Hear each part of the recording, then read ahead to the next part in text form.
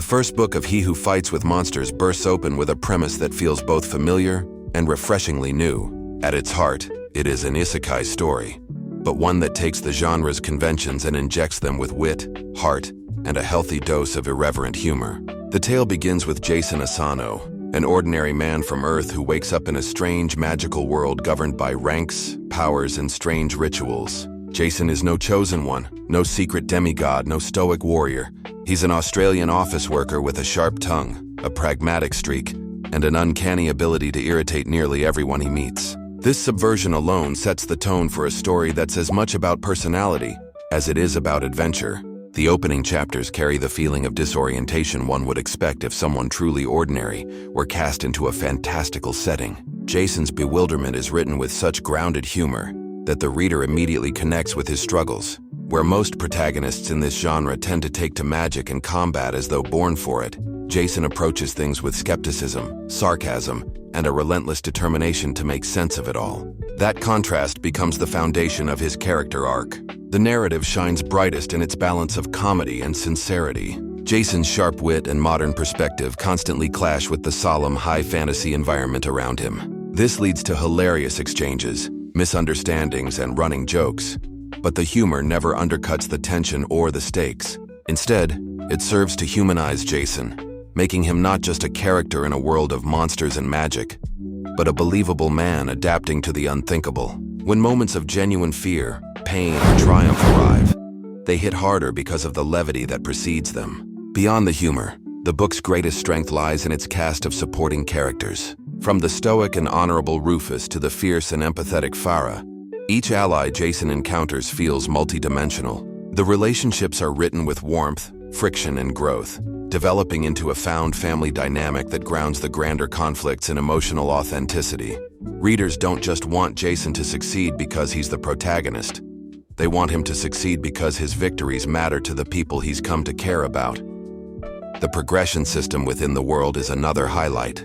Powers, abilities, and ranks are treated with careful detail, creating a system that is both logical and endlessly flexible. Jason's unique abilities lean into the unconventional. His powers emphasize poison, shadows, and subtle tactics rather than straightforward sword swinging. This makes his battles distinct, often requiring creativity over brute strength. Watching him puzzle out his limitations, adapt, and grow is deeply satisfying, especially for fans of progression fantasy who love to see clever problem-solving rewarded. What elevates the book beyond its humor and systems, however, is the steady undercurrent of philosophical exploration. Jason is an outsider looking at a world that runs on rigid hierarchies, power dynamics, and often brutal pragmatism. His earthborn values don't always align with those around him, leading to conflict but also to growth.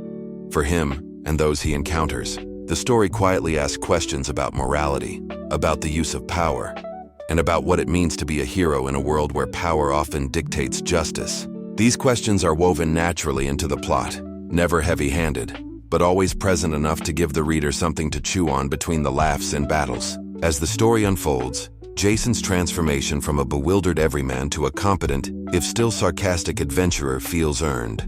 He doesn't suddenly master everything, nor does he become unrecognizable from who he was at the start. Instead, his evolution is gradual, marked by mistakes, small victories, and a growing sense of responsibility. This grounded progression makes him one of the most relatable protagonists in modern fantasy. The writing style itself is approachable, conversational, and infused with personality. It reads smoothly, never bogging down in excessive description or overly complex terminology. Even when the world-building dips into detailed systems and lore, the tone keeps it accessible. The result is a book that can satisfy longtime fantasy readers without alienating newcomers. By the time the first book concludes, the reader feels as though they've not just witnessed Jason's journey, but shared it. His victories feel earned, his relationships genuine, and his future uncertain enough to demand turning to the next installment, He Who Fights with Monsters. Book 1 succeeds because it remembers that stories are ultimately about people, even when those people are facing monsters, magic, and unimaginable odds. Please like and subscribe.